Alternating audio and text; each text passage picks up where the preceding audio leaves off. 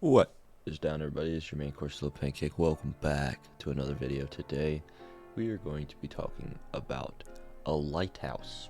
Now you're probably wondering, why are you talking about a lighthouse? Because I saw a lighthouse in a vision. Welcome back. It's been a while. I took a week off, go on vacation or whatnot. On said vacay, we went to see a lighthouse in Cape Hatteras, Outer Banks, North Carolina. I assumed that it was just going to be a typical lighthouse. It's just going to be a tall building with a light spinning round, round, round, round, round. But it wasn't. It wasn't a typical building. It was actually pretty cool and interesting. So I figured, why not share it with the masses, which are you guys. So this is the Cape Hatteras Lighthouse breakdown. After this, you're going to be able to hit people with facts about Cape Hatteras lighthouses. So you're going to be just chilling one day with your friends, and they're going to be like, somehow lighthouses are going to come up, and you're going to be like, did y'all know about the Cape Hatteras Lighthouse? Well, I do. Would you like to learn? And those people are going to like you a lot. You're welcome. So, here we are on the Wikipedia page. I also have the National Park Service website about the lighthouse. So first off, this is the location right here. There's the coordinates. Write them down. Cape Hatteras Light is a lighthouse located on Hatteras Island in the Outer Banks in the town of Buxton, North Carolina, and is part of the Cape Hatteras National Seashore. The lighthouse's semi-unique pattern makes it easy to recognize. Semi-unique pattern. Does that not look like most lighthouses? I mean, I haven't been to a lot of lighthouses, don't get me wrong. But it's pretty, I mean, I won't judge. It is often ranked high on lists of most beautiful and famous lighthouses in the United States. Well, there you go. I had never heard of it until I went to it, but I'll take your word for it, Wikipedia. What did I just call Wikipedia? Wikipedia? Alright then. The Outer Banks are a group of barrier islands on North Carolina coast that separate the Atlantic Ocean from the coastal sounds and inlets. Atlantic currents in the area made for excellent travel for ships, except on the area of the Diamond Shoals, just offshore of Cape Hatteras. Nearby, the warm Gulf Stream ocean currents collide with the colder Labrador current, creating ideal conditions for powerful ocean storms and sea swells. The large number of ships that ran aground because of the shifting sandbars gave this area the name Graveyard of the Atlantic. It also led the U.S. Congress to authorize the construction of the Cape Hatteras Light. Its 198-foot height makes it the tallest brick lighthouse structure in the United States and second in the world. Since its base is almost at sea level, it is only the 15th highest light in the United States, the first 14 being built on higher ground. The tallest brick lighthouse structure in the U.S. We need to build a bigger one so that we're the best in the world, I will say. That's a necessity. I mean, we don't need to worry about having the best economy or the best healthcare or anything like that. We just need to have the tallest brick lighthouse. And I stand by that. Alright, history. This is where things get interesting. Trust me, this is interesting. We'll get to it, alright? Original lighthouse. On July 10th, 1794, after Secretary of Treasury Alexander Hamilton requested that they make a lighthouse on this location after his ship almost crashed and sunk on its way to the New World, giving it the nickname Hamilton's Light. Well, that checks out. All these ships were crashing. Didn't do nothing about it till someone in the politician world got in trouble. And oh man, we gotta do something pronto. Congress appropriated $44,000 for erecting a lighthouse in the headland of Cape Hatteras and a lighted beacon on Shell Castle Island in the harbor of Ocracoke in the state of North Carolina. Cape Hatteras Lighthouse was constructed in 1802. 8 years for it to be constructed. From when old Hammy Hamilton decided to make it so. The Cape Hatteras Light marked very dangerous shoals that extended from the Cape for a distance of 10 nautical miles. The original tower was built of dark sandstone and retained its natural color. The original light consisted of 18 lamps with 14-inch reflectors and was 112 feet above sea level. It was visible in clear weather for a distance of 18 miles. In July of 1851, Lieutenant David D. Porter of the United States Nuns reported as follows. Hatteras Light, the most important on our coast, is without a doubt the worst light in the world. Wow, that is a bold claim. I've seen some pretty bad lights. Cape Hatteras is the point made by all vessels going to the south, and also coming from that direction. The current of the Gulf Stream runs so close to the outer point of the shoals that vessels double as close round the breakers as possible to avoid its influence. The only guide they have is the light to tell them when up with the shoals. This guy isn't very good at English, but I have always had so little confidence in it that I have been guided by the lead, without the use of which no vessel should pass Hatteras. The first 9 trips I made, I never saw Hatteras Light at all, though frequently passing in sight of the breakers, and when I did see it, I could not tell it from a streamer's light, except that the streamer's lights are much brighter. It has improved much latterly, but is still a wretched light. It is all important that Hatteras should be provided with a revolving light of great intensity, and that the light is raised 15 feet higher than at present. 24 steamships' lights of great brilliancy pass this point in 1 month, nearly at the rate of 1 every night, and it can be seen how easily a vessel may be deceived by taking a steamer's light for a light on shore. Well, that guy's not very happy. He needs to make a complaint to the HOA. One of those 3-letter organizations, you know what I mean? The most ruthless one there is. The second lighthouse, this is the one after the first one. At the behest of mariners and officers of the U.S. Navy, Congress appropriated $80,000 to the United States Lighthouse Board to construct a new beacon at Cape Hatteras in 1868. So we went from how much? From 44,000 to 80,000. Heck yeah, dude. Completed in just under 2 years. That's also an improvement. It took them 8 to make the first one, under the direction of Brevet Brigadier General J.H. Simpson of the U.S. Army Corps of Engineers. The new Cape Hatteras Lighthouse cost $167,000. Well, that doesn't add up. Who paid for it? Who? Not my problem, I guess. The new tower, from which the first order light was first exhibited in December 16, 1871, was the tallest brick lighthouse tower in the world. It was 200 feet above ground. At the focal height of the light was 208 feet above water. The old tower was demolished in February 1871, leaving ruins that lasted until finally eroded away in a storm in 1980. In the spring of 87, the tower was struck by lightning. Cracks subsequently appeared in the masonry walls, which were remedied by placing a metal rod to connect the ironwork of the tower with an iron disc sunk in the ground. In 1912, the candle power of the light was increased from 27,000 to 80,000. Ooh-wee. So you got 80,000 candles in that bad boy. That's a fire hazard, if I've ever seen one. I hope Jack doesn't find that. Ever since the completion of the new tower in 1870, there had begun a very gradual encroachment of the sea upon the beach. This did not become serious, however, until 1919, when the high water line had advanced to about 120 feet from the base of the tower.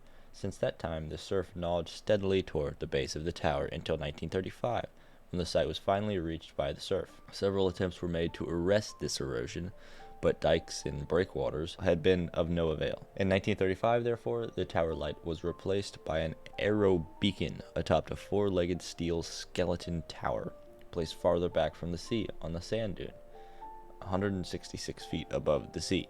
visible for 19 miles. The abandoned brick tower was then put in the custody of the National Park Service. They kind of just skimmed over this, but in the Outer Banks, North Carolina, it's like you have the sounds, right? And then you have the Outer Banks and then the ocean. Basically what they're talking about with this erosion is the Outer Banks is constantly moving closer to North Carolina because the wind is always going in that direction, right? Pretty much. And the water is eroding the sand away and whatnot.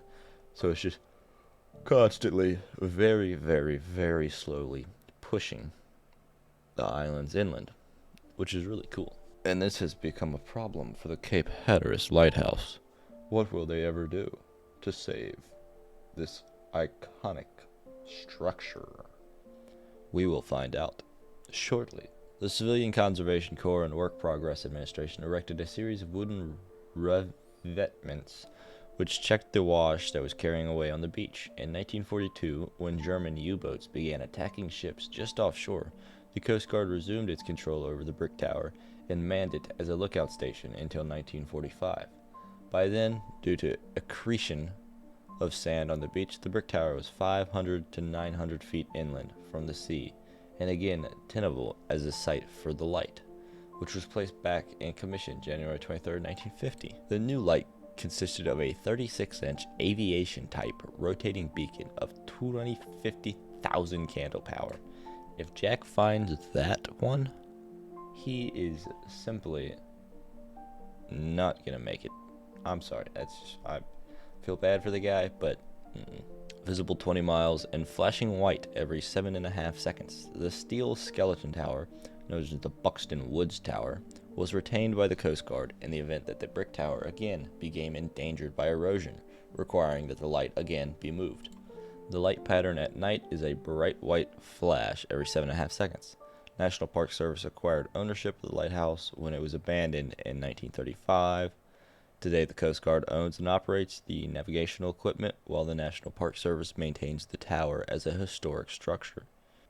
To reach the light, which shines 191 feet above mean high water mark, requires climbing 268 steps. I didn't get to go into the lighthouse because it was under construction or under renovations or whatever, just like every other white lighthouse I've ever been to. I don't know why, but every time I go to a lighthouse, it's under construction. I've actually never been in a lighthouse, and it really makes me very sad. The construction order of 1,250,000 bricks was used in the construction of the lighthouse and principal keeper's quarters. The light is still active. Up until 1970, the light was still using its first order Fresnel lens. In 1970, it was replaced by an arrow beacon. The light is used to maintain by the Coast Guard as a navigation aid, protecting mariners from the icy depths.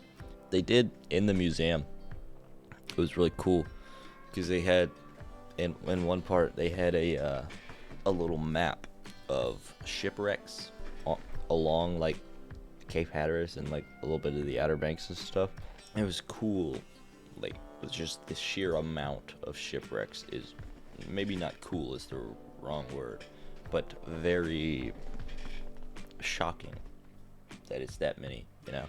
Okay, relocation. Now we're at the part. In 1999, with the sea again encroaching, the Cape Hatteras Lighthouse had to be moved from its original location at the edge of the ocean to safer ground. Due to erosion of the shore, the lighthouse was just 15 feet from the water's edge and was in imminent danger. The move was a total distance of 2,900 feet to the southwest, placing the lighthouse at 1,500 feet from the current shoreline. All other support buildings at the site were also moved at the same time. All support buildings were placed back in position that maintained their original compass orientation and distance/height relationships to the lighthouse. That's cool. I didn't know that. I didn't see that in the museum. International Chimney Corps of Buffalo, New York, was awarded the contract to move the lighthouse, assisted by, among other contractors, expert house movers. The move was controversial at the time, with speculation that the structure would not survive the move, resulting in lawsuits that were later dismissed. Despite some opposition, work progressed, and the move was completed on September 14th, 1999. There you have it. Well, that didn't go into much depth. I might go into some more. The Cape Hatteras Lighthouse station relocate project became known as the Move of the Millennium. General contractor, internal chimney, and expert house movers won the 40th annual Outstanding Civil Engineer Achievement Award from the American Society of Civil Engineers. Cape Hatteras Lighthouse is one of the tallest masonry structures ever moved, weighing 5,000 tons. That is a heavy vessel carrying a light. A lighthouse sounds. That's a heavy lighthouse. Alright, now let's go to the National Park Service here. This is a timeline of the lighthouse. It's from 1794 to 2014. Okay, 1794, authorized by Congress. 1803, tower completed. 1854, we just skipped through 51 years. Modifications of raising the tower or changing the lens. 1861, Confederate forces tried to destroy the tower, but were prevented by the Union forces. Confederates take the Fresnel lens with them. That's dope. That's pretty funny, actually. They were just like, we're gonna tear down this lighthouse. The Union was like, no, don't. They're like, alright, we're gonna take the lens. We'll show you. That's funny. 1862, the light shines again. Heck yeah. 1893, the lighthouse is 1,400 to 1,500 feet from the shoreline. In 1919, so we're looking at 26 years later, it is less than 300 feet from the shoreline. And then, they installed some groins. And then in 1933, so this is just a short 14 years after it was 300 feet from the shoreline, it's 100 feet from the shoreline. More groins are installed. And then in 1945, it's 500 to 900 feet from the shoreline. So it kind of recessed a little bit. Kind of said, okay, y'all are right. I'm in the wrong here. I'm gonna go back. This is not very nice. I'm kind of being rude. That's what the ocean said. Fresnel lens apparatus vandalized in 1946. How dare you? 1953, the lighthouse was opened to the public. Then in 1975, we've got problems again. It's 175 feet from the shoreline. So the ocean has retracted their previous agreement of not coming in anymore, and they're coming in hard. In 1981, experimental artificial seagrass is placed in shoreline. Save the Lighthouse Committee formed by U.S. Senator Helms, Governor Hunt of North Carolina, and others. In 1984 to 93, a 40-pound chunk of metal window trim fell to the ground, leading to the lighthouse being closed to the public again. Could you imagine just chilling out, looking out, wow, that's a lighthouse. That's so cool. There's a lighthouse there. There's a light spinning around. Wow. And then a 40-pound piece of window trim falls on your toe. That would suck. Then in 1989, after some studies, the NPS announced that they were moving the lighthouse. 1990, they got to restore the tower to make sure it's structurally sound to move, which makes sense. They repainted it, which is nice. All right, 1999. Oil house, 2 cisterns, double keeper's quarters, and principal keeper's quarters moved to new site in March.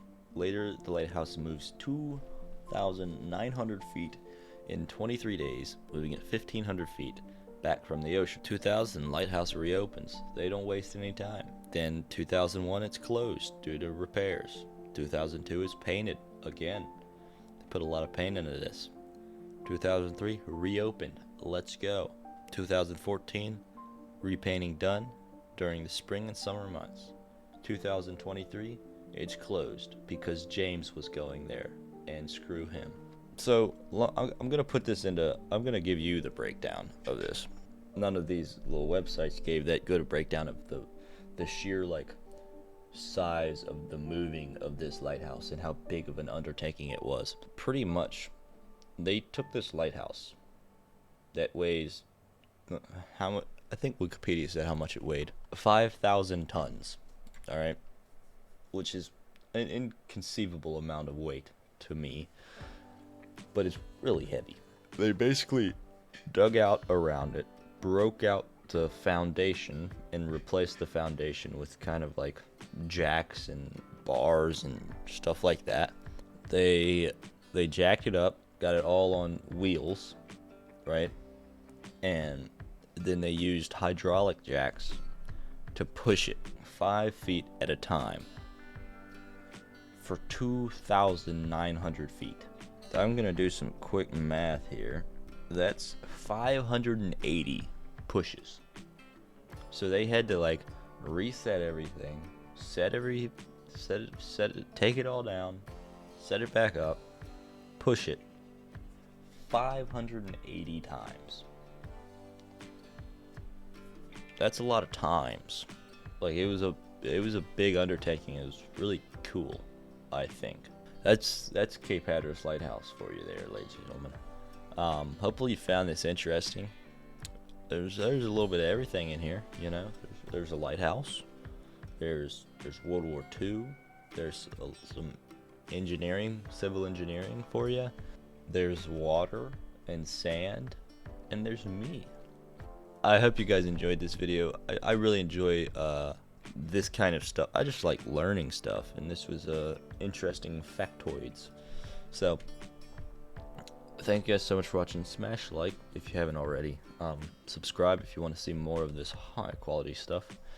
And yeah, make someone's day better if you can. And I'll see all y'all later.